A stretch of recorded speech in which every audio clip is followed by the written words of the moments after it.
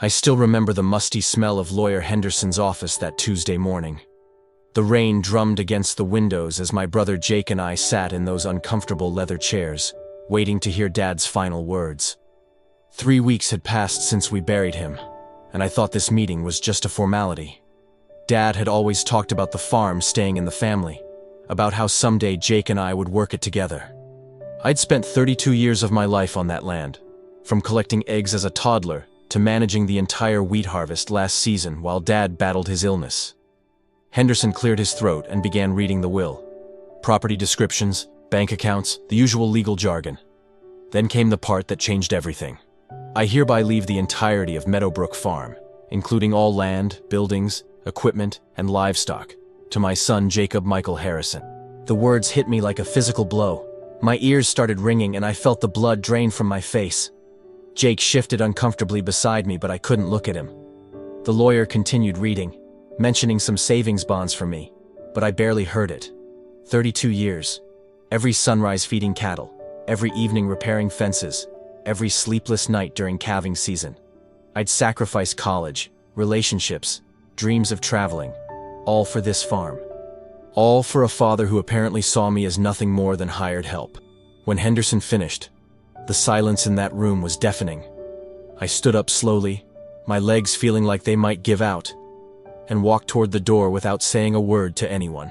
The drive back to the farm felt like the longest 20 minutes of my life. Jake followed behind me in his truck, probably wanting to explain, to apologize. But there was nothing to explain. Dad's will was crystal clear, and so was my position in this family. I parked by the barn and sat in my truck for a while, staring at the fields I'd worked since I was old enough to hold a rake. The corn was coming up nicely this year, rows stretching toward the horizon. I'd planted every one of those seeds myself while Dad was in the hospital. Jake pulled up beside me and got out, his boots crunching on the gravel. Through my windshield, I could see him hesitating, running his hands through his hair the way he'd done since we were kids whenever he was nervous. "Tom, we need to talk about this," he called out. I finally climbed out of the truck and looked at him. Really looked at him.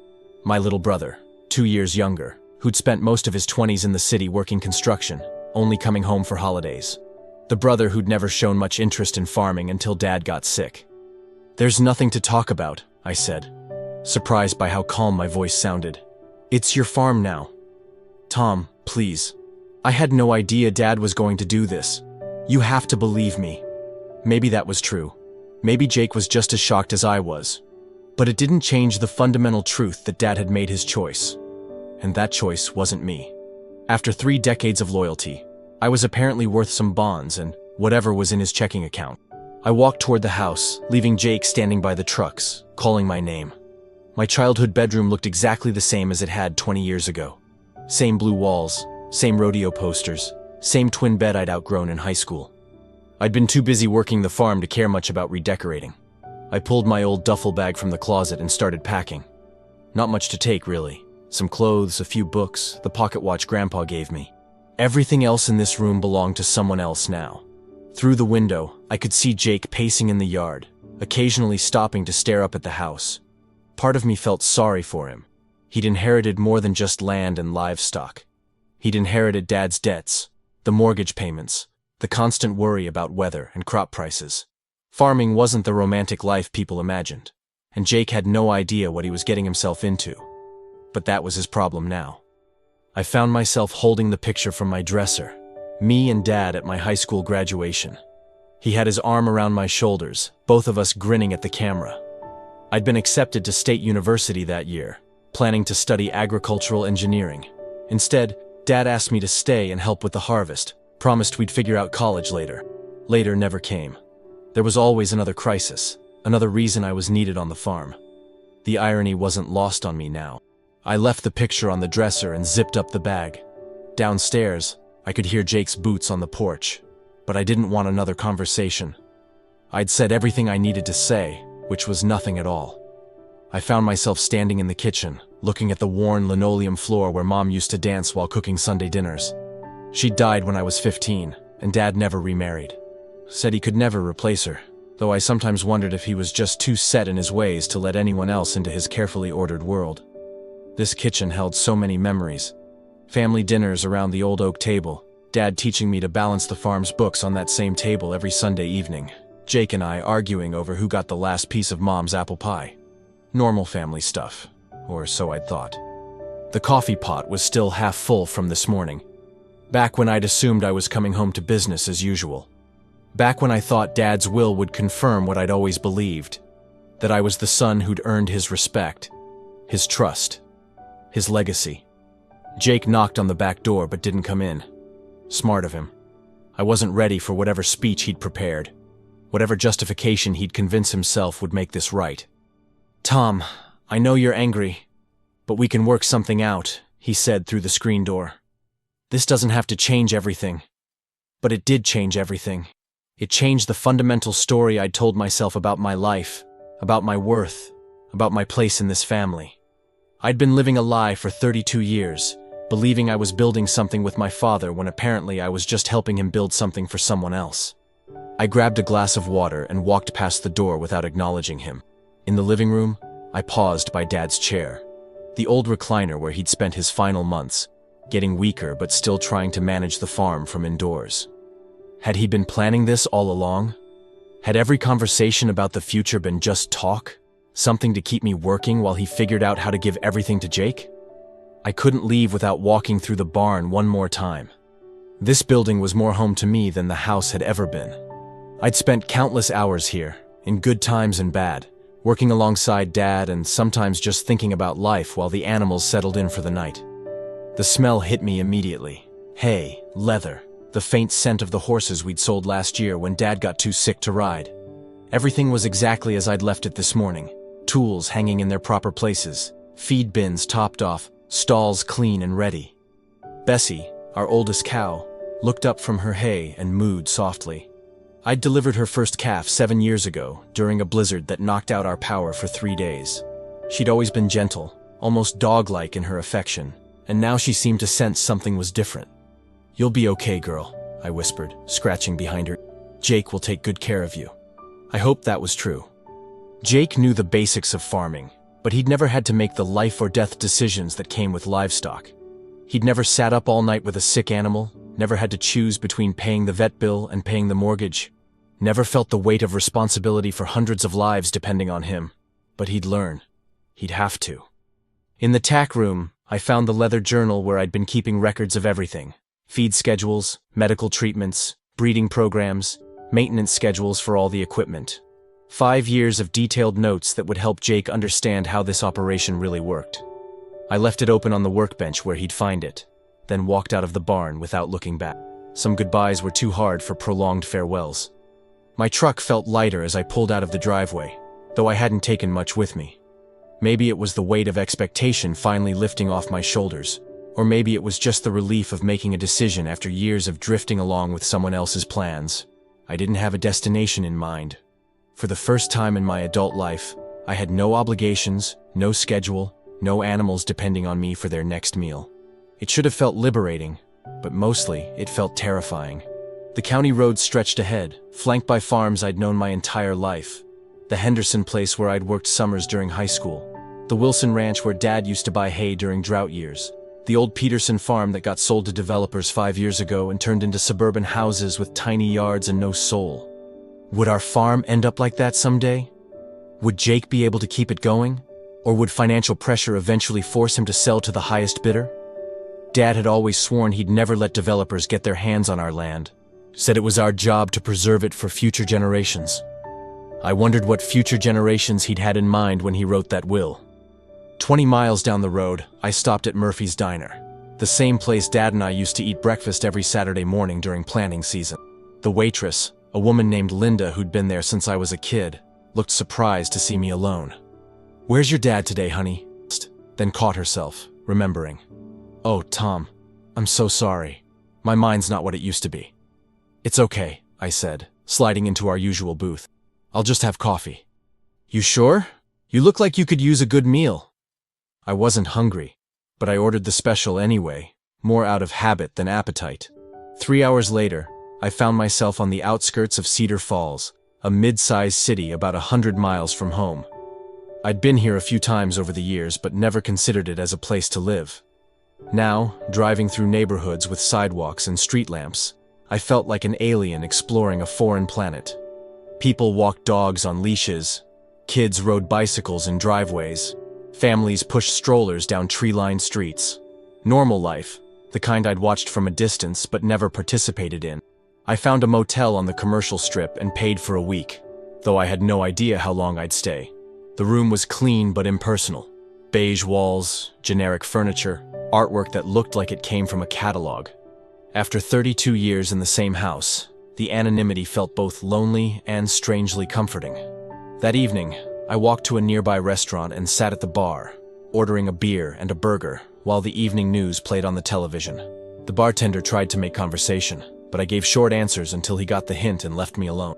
On the screen, the local news was covering urban development pressuring family farms. The reporter interviewed an elderly farmer who was selling his land after 50 years because his children weren't interested in continuing the operation. "It's heartbreaking," the old man said, standing in front of a barn that looked remarkably like ours. "This land has been in my family for 3 generations, but times change." I finished my beer and walked back to the motel, wondering if Dad had watched similar stories and worried about the same thing. Maybe that's why he'd left everything to Jake. Fear that I'd eventually sell out anyway. If that was his reasoning, he'd created a self-fulfilling prophecy. The next morning, I walked through downtown Cedar Falls, surprised by how much the city had grown since my last visit. New businesses, renovated storefronts, young professionals carrying coffee cups. It felt like a different world from the rural community I'd known all my life. In the window of a feed and supply store, I noticed a help wanted sign. The manager, a friendly woman named Carol, looked at my resume with interest when I mentioned my farming background. "We don't get many applicants with hands-on agricultural experience," she said. "Most of our customers are hobby farmers or people with small acreages. They could really benefit from talking to someone who's actually lived this life." The job was simple, helping customers select products, loading feed and supplies, basic retail work that paid a fraction of what I'd been used to making. But it came with something I'd never had before. Regular hours, weekends off, and no emergency calls at 3 in the morning. "When can you start?" Carol asked. "Tomorrow if you need me." She smiled. I like that attitude. You're hired. Walking out of the store with my first non-farm job in over 30 years should have felt like a victory. But instead, I felt hollow. This was survival, not living. Getting by instead of building something meaningful. But maybe that was enough for now. Maybe after a lifetime of carrying other people's expectations, I needed to figure out what I actually wanted instead of what I thought I was supposed to want. That afternoon, I found a small apartment above a bakery, nothing fancy but clean and furnished. The landlord seemed genuinely pleased to have a quiet tenant. "You'll like it here," he said, handing me the keys. Peaceful neighborhood. Peaceful. When was the last time my life had been peaceful? 2 weeks into my new life, I'd established a routine that felt nothing like the chaotic unpredictability of farming. Wake up at 7 instead of 5. Shower and dress in clean clothes instead of whatever would survive a day of physical labor. Walk 3 blocks to work instead of walking 30 yards to the barn. The customers at the feed store were exactly as Carol had described. Mostly hobbyists with small properties who kept a few chickens or goats as pets rather than livestock. They asked questions that made me realize how much knowledge I'd accumulated over the years. Knowledge that felt worthless when I was stuck in Dad's shadow, but proved valuable when helping others. "My goats keep getting out of their pen," a middle-aged woman complained. I walked her through proper fencing techniques, explained how goats think and what motivates their escape attempts, suggested modifications that would solve her problem permanently. She looked at me like I'd just revealed the secrets of the universe. "How do you know all this?" she asked. "Experience," I said, realizing it was the first time I'd felt proud of my background instead of bitter about it. Evenings were the hardest part. In my old life, sunset meant another day's work was done. But there was always something else that needed attention. Now I finished work at 5 and had nothing but time. I started reading books I'd never had time for, watching movies, taking long walks through neighborhoods where I didn't know anyone. The loneliness was intense sometimes, but it was clean loneliness, not the complicated isolation I'd felt living in Dad's house while feeling invisible. My phone rang occasionally, Jake calling with questions, his voice always carrying guilt that I didn't want to deal with. I stopped answering after the first week. 3 weeks after I left, a letter arrived at my apartment. Jake's handwriting on the envelope, my name written in the careful block letters he'd used since elementary school. I almost threw it away without opening it, but curiosity won out. Tom, I know you don't want to talk to me, but I had to try one more time. I found your journal in the barn, and I've been reading through all your notes about the farm operations. I had no idea how much you were managing, how much Dad relied on you for everything. The cows got out yesterday because I didn't check the fence like you always did. Took me 4 hours to round them up, and Mrs. Peterson wasn't happy about them eating her garden. The equipment is making noises I don't understand, and I can't find half the things I need in the barn because you organized everything and I never paid attention. I'm drowning here, Tom. Dad left me the farm, but he didn't leave me the knowledge to run it. That was yours, and I'm starting to understand why you walked away. I've been thinking about what Dad might have been planning. Maybe he figured I'd need you to stay and help, that leaving me the farm would force us to work together. Maybe he thought I'd fail without you, and you'd have to come back. I don't know. What I do know is that this doesn't feel right. The farm should be ours, not mine. Would you consider coming back? Not as my employee, but as my partner? We could go to a lawyer, figure out how to split ownership legally. This place needs both of us. I hope you'll think about it. Jake. I read the letter 3 times, then folded it carefully and put it in my desk drawer. Part of me felt vindicated. Jake was learning what I'd known all along, that running a farm took more than enthusiasm and good intentions. But another part felt sad for him, remembering my own early struggles with Dad's endless expectations and critical eye. The offer was tempting. Partnership instead of inheritance, working together instead of one brother getting everything. But it still felt like charity. Like Jake trying to fix Dad's mistake instead of acknowledging that maybe Dad's decision revealed something fundamental about how our family had always functioned. I didn't write back immediately. Some decisions needed time. A month into my new life, I was surprised to see familiar faces at the feed store. Jim and Martha Wilson from the neighboring ranch, people I'd known since childhood, walked in looking around like they were searching for someone specific. "Tom!" Martha called out when she spotted me behind the counter. "We heard you were working here. Jim needs some advice about his pasture management." It felt strange to be consulted as an expert by people who used to see me as just Bill Harrison's boy. But I helped Jim work through his problem with overgrazing and soil erosion.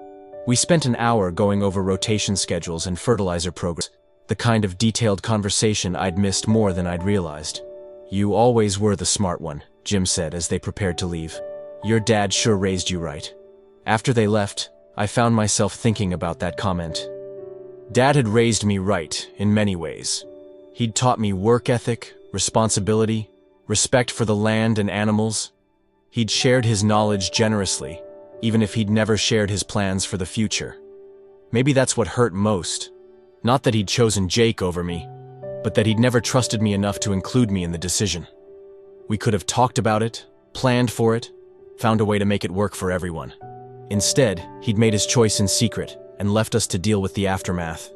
That evening, I called Jake for the first time since leaving home. "Tom?"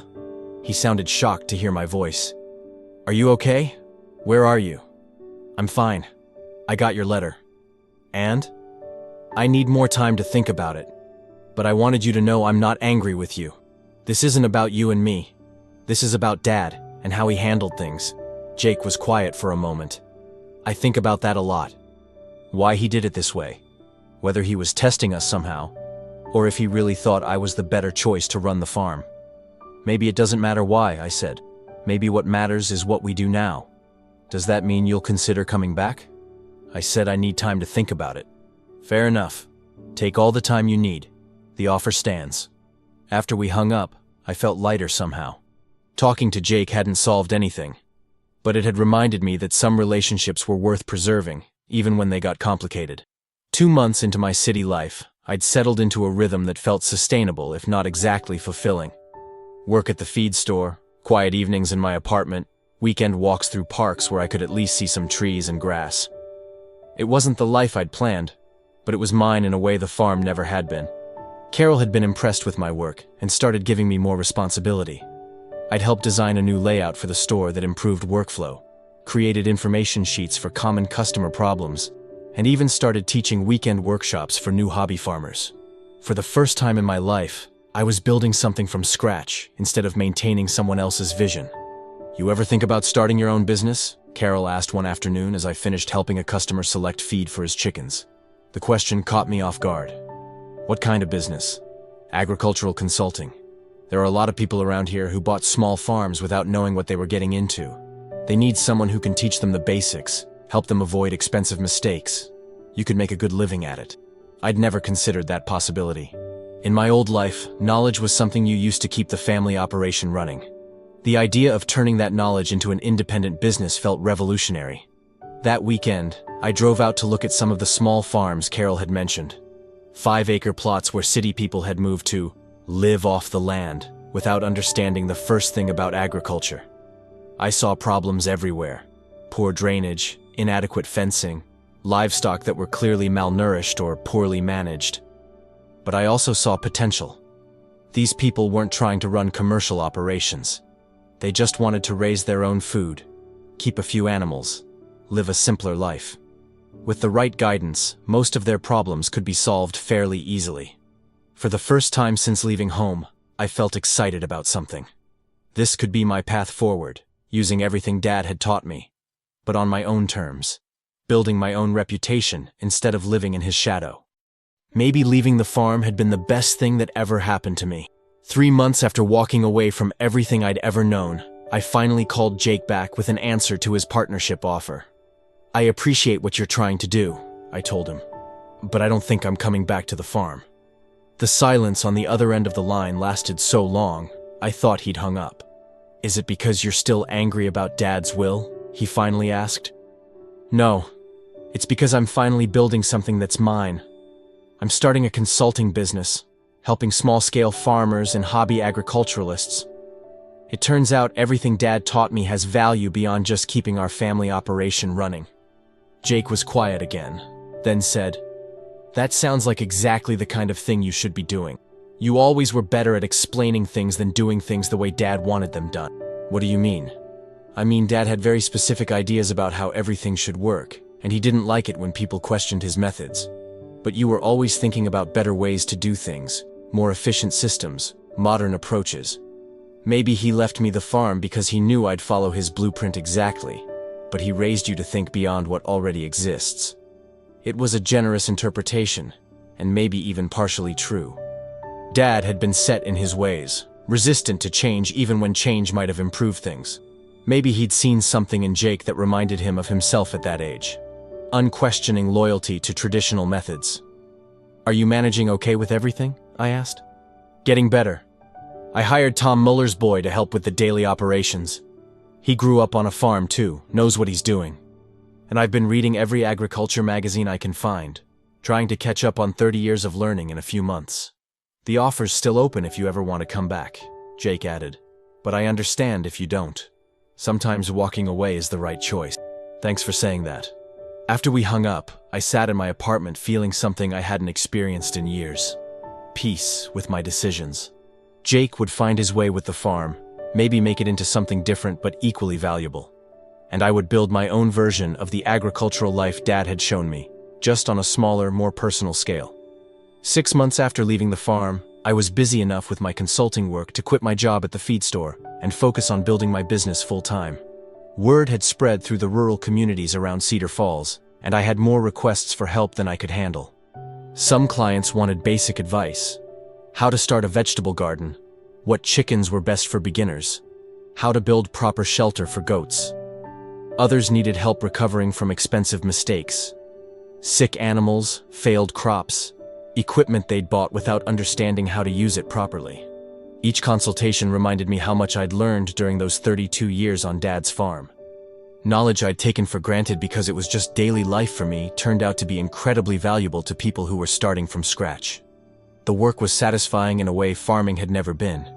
Instead of fighting the weather and market prices and equipment breakdowns, I was solving puzzles, teaching people, helping them build the lives they wanted. Every success felt like a victory, and the failures were learning experiences rather than catastrophes. I'd even started dating someone, Sarah, a veterinarian who specialized in large animals and understood the agricultural world without being trapped in it the way I had been.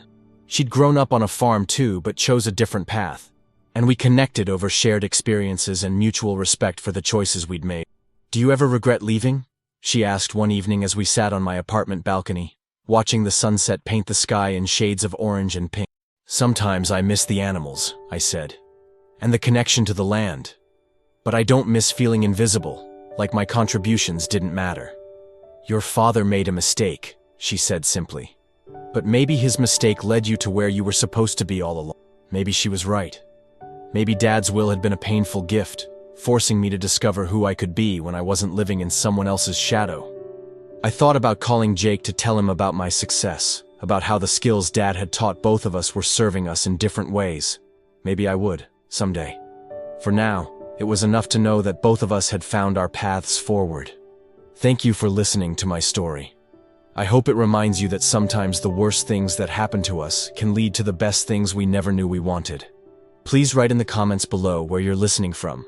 I love hearing from people all over the world who connect with these family stories. And if you enjoyed this, please subscribe to the channel for more real-life stories about family, forgiveness, and finding your own way in life. Until next time, remember that your worth isn't determined by other people's choices, even when those people are the ones you love most.